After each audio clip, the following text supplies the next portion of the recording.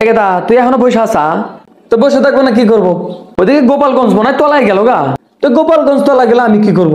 আরে গোপালগঞ্জে যা শুরু হয়েছে তুই জানিস না? কি হয়েছে? আরে জুলাই আন্দোলন করলি তোরা, এখন এই যে গোপালগঞ্জে যে আন্দোলন লাগছে তোরা যাবি না? আরে না, পাগল হয়েছে তুমি। কে? জুলাই আন্দোলন হয়েছে, সবাই আন্দোলন করছে, আমি ফেসবুকে স্ট্যাটাস দিছি যে আমি জুলাই যোদ্ধা।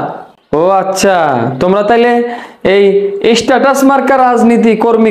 আমি এনে বৈশা বৈশা স্ট্যাটাস দিমু?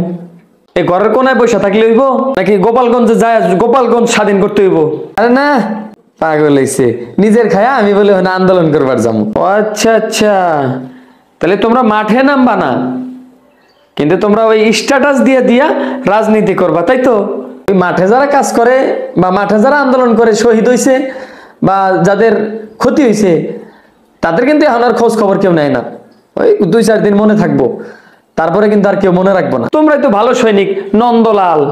আমি এনে স্ট্যাটাস দিলে আমিও সুস্থ থাকবো, সবাই আমার স্ট্যাটাস গুলো দেখবো। আমি একসময় বড় রাজনীতিবিদ হবো, বুঝছাও?